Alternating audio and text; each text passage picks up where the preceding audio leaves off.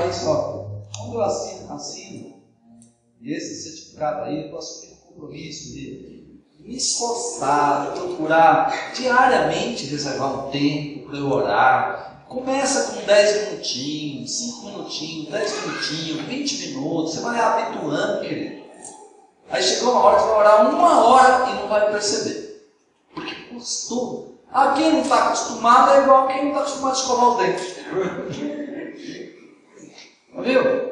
Fala para quem não está acostumado a escovar. Não escova. Para quê? Não é assim? Então a oração acaba sendo um hábito. E é através da oração que você fala com Deus. Agora também você está assumindo o compromisso de ser submisso à palavra de Deus, em primeiro lugar a Deus, em segundo lugar aos líderes constituídos por Deus sobre a sua vida. Tá certo? Ok? Amém? Então olha só. E nós precisamos também vigiar a motivação do nosso coração. A pessoa que vem de outra igreja deve ter cuidado quanto à motivação do seu coração, tá certo? Nós precisamos cuidar muito bem, nós viemos por quê? Por que eu quero ser membro dessa igreja? Eu estou com um problema na minha igreja, eu tenho que acertar antes, pois não podemos ignorar, tá certo? Os princípios de Deus, todos devemos ter cuidado, para que não vejamos a nós mesmos como superiores, né? mas como sábios ou defensores de melhores verdades de motivação e revelação da doutrina cristã. Bom, se eu vim de outra igreja, aqui eu estou falando para aqueles que vieram de outra igreja batizada, eu tenho que ter cuidado com o saudosismo, ou seja, lá na minha igreja era assim, lá na minha igreja era assim, lá na minha igreja era assim.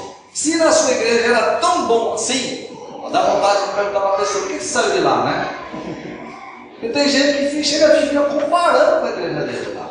Nós temos uma visão clara, nós andamos nessa linha. Não adianta falar, não, porque lá, pastor, tinha o negócio do sal grosso.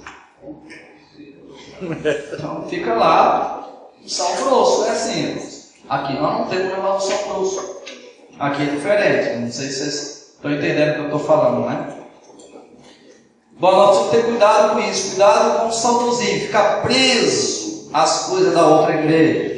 Cuidado com a indústria dos cargos. Outra coisa, é normal em muitas igrejas evangélicas as pessoas ficarem, chegou lá, quem você era lá? Eu era um presbítero. Então aqui você vai ser presbítero também.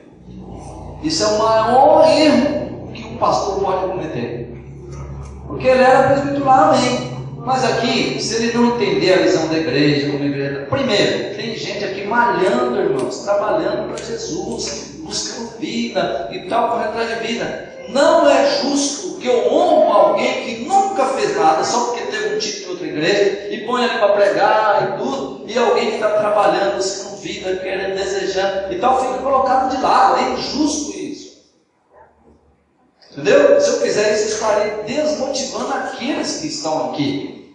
Tá? Então um dia chegou um pastor e falou, pastor, eu quero vir para cá.